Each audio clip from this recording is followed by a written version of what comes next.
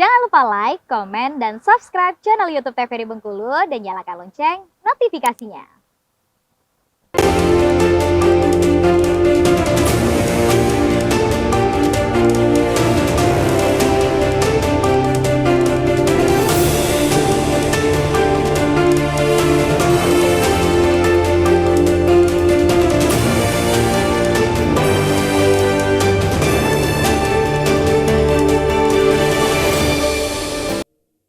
Assalamualaikum warahmatullahi wabarakatuh. Halo pemirsa TVRI Bengkulu, apa kabar Anda? Semoga selalu dalam keadaan sehat dan tentunya masih semangat dalam menjalankan aktivitas hingga saat ini.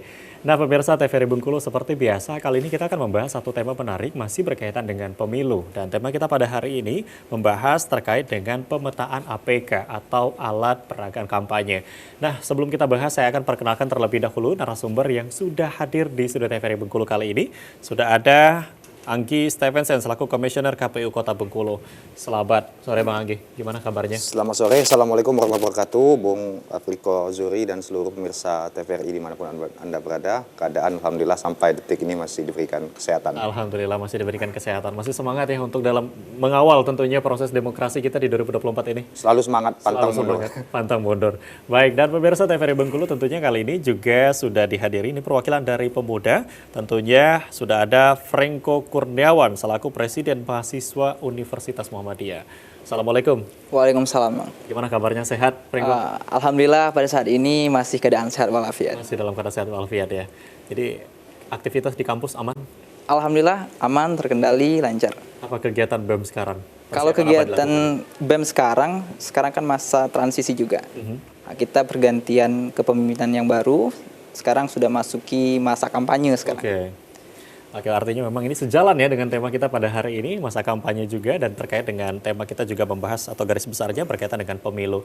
Dan pemirsa TVRI Bengkulu menjelang pemilu di 2024, tentu para bakal calon anggota legislatif ini sudah mulai beramai-ramai memasang alat peraga kampanye, tentunya untuk sosialisasi diri ke masyarakat. Nah, sebelum memasuki masa kampanye saat ini tentu saja pemetaan APK atau alat peraga kampanye ini sudah mulai dilakukan. Nah, seperti apa pemetaan yang sudah dilakukan akan kita bahas bersama tentunya dalam Berendo bersama saya Afriko Zuhri. Baik, berkaitan dengan tema kita yang sudah dibahas sebelumnya, pemetaan alat peraga kampanye. Seperti apa sih, mungkin bisa dijelaskan terlebih dahulu oleh Bang Anggi. Oke, terima kasih Bung Riko. Yang pertama, izinkan KPU menelaah dulu mundur ke belakang sesuai dengan PKPU 15 tentang kampanye. Kita harus membedakan dulu alat peraga sosialisasi dan alat peraga kampanye. Ada dua ya, alat peraga sosialisasi dan alat peraga kampanye. Alat peraga sosialisasi berarti dia tujuannya mensosialisasikan partai dan logo partai, itu sangat diizinkan ya. Tetapi tidak diizinkan untuk memuat kata-kata atau fragmen-fragmen yang bersifat mengajak. Lalu yang kedua adalah alat peraga kampanye. Alat peraga kampanye ini adalah kerja-kerja atau giat-giat yang dilakukan oleh peserta pemilu maupun pihak yang ditunjuk oleh peserta pemilu untuk melakukan proses-proses mengajak ya, mengenalkan visi, misi, dan program kepada masyarakat. Dan APK ini diatur sesuai dengan peraturan yang ada di PKPU itu akan hierarkis, dia dikatakan APK apabila yang pertama dia dilaksanakan pada tahapan kampanye. Sedangkan tahapan kampanye itu baru akan dimulai akhir bulan ini. Tanggal 28 November sampai dengan tanggal 10 Februari. Jadi ada 75 hari. Pada rentang-rentang itu maka dia disebut dengan alat peraga kampanye atau Bung Riko sebut tadi dengan APK. Tetapi ketika belum, maka itu belum bisa digolongkan alat peraga kampanye. Tetapi itu masuk di konotasi alat peraga sosialisasi. Tapi dengan catatan alat peraga sosialisasi adalah alat peraga yang mencerminkan partai dan logo partai, tidak dengan kata-kata yang bersifat ajakan apalagi untuk memilih.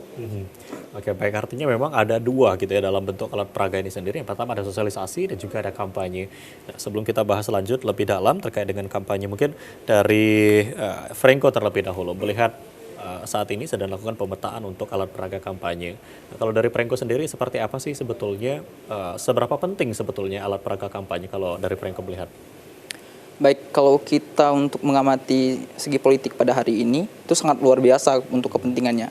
Apalagi kita menyadari bahwasanya masyarakat kita terkhususnya di Bengkulu ini ada sifat yang acuh tak acuh ya. Memang ada sekarang ini kan flyer media segala macamnya itu sangat luar biasa pada hari ini, tetapi masih banyak masyarakat yang di Bengkulu ini tidak menggunakan media dan tidak terlalu peduli. Tapi dengan adanya alat peraga kampanye ini sangat luar biasa ini agar masyarakat mengetahui siapa saja sih yang akan berkampanye ataupun mengikuti ajang kompetisi dalam demokrasi ini ke depannya. Jadi ini sangat luar biasa kalau kita lihat dari berbagai elemen yang dipersiapkan. Tentunya ini sangat luar biasa nih dari KPU dan Bawaslu-nya sekarang kan. Ini sangat luar biasa. Oke, artinya ini menjadi bentuk pengenalan lah. Tadi disampaikan juga sebagai bentuk sosialisasi, baik itu dari partai ataupun dari calon legislatif itu sendiri ya. Nah, tapi kalau kita melihat mungkin saat ini, tadi disampaikan untuk masa kampanye sendiri nanti akan dimulai pada tanggal 28 November sampai 10 Februari. Namun mungkin kalau kita melihat ke belakang juga sebenarnya sudah banyak gitu ya alat peraga kampanye yang mungkin kita lihat di jalanan atau tidak hanya di jalan saja dalam bentuk spanduk. Ada yang ditempel di tiang listrik, di pohon dan lain sebagainya. Mungkin tadi disampaikan kalau untuk sosialisasi ini bedanya adalah tidak menekankan bahwa untuk memilih dari calon tersebut gitu. Tapi kalau saya lihat mungkin ya tidak hanya saya, mungkin masyarakat umum juga sudah tahu gitu ya. Banyak justru sudah bertebaran. Ini seperti apa nih Pak Anggi? Ya, memang sepintas ya yang kita amati, memang yang bertebaran itu bukan hanya di Kota Bengkulu saja ya, atau itu sudah mulai ya di setiap daerah ya. Itu lebih mengarah ke alat peraga kampanye sebenarnya, mendahului tahapan kampanye yang baru akan dimulai di akhir bulan ini ya. Karena memang selain ada logo partai dan nomor urut partai, juga menampilkan nama dan nomor urut serta kata-kata yang bersifat mengajak ya. Dan secara etika juga menurut kami itu memang belum tepat ya.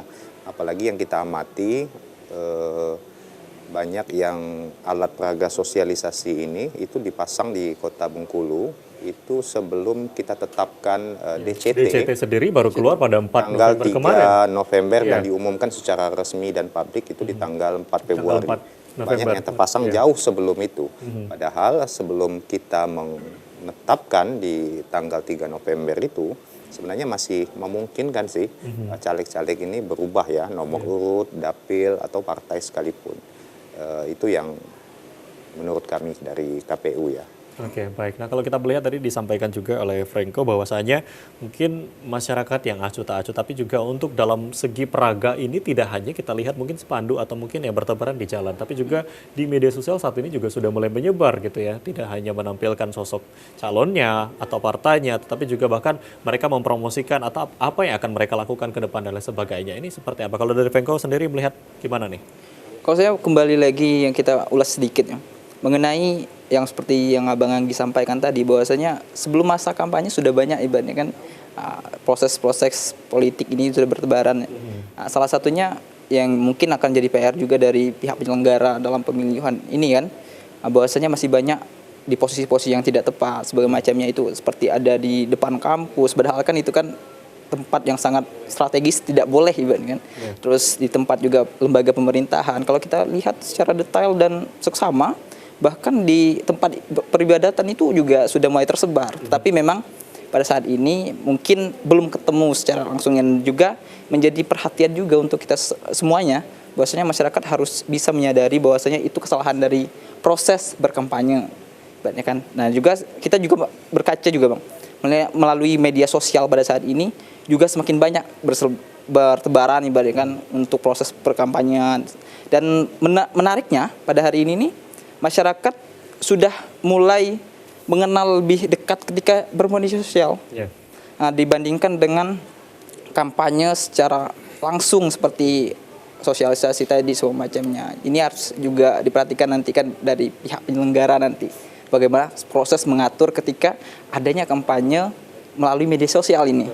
Baik. Karena kita juga ketahui Bang, saya belum melihatnya ada peraturan yang mengatur secara jelas ibaratnya kan mengenai proses kampanye melalui media sosial ini. Oke, baik. Jadi ini dalam proses kampanye tidak hanya diperhatikan untuk bagaimana kampanye secara langsung, tapi juga kampanye melalui media sosial. Nanti akan kita bahas kembali. Kita akan break sejenak. Dan pemirsa TVRI Bengkulu masih dalam Berendo. Kami akan kembali. Jangan kemana-mana. Tetap di Berendo.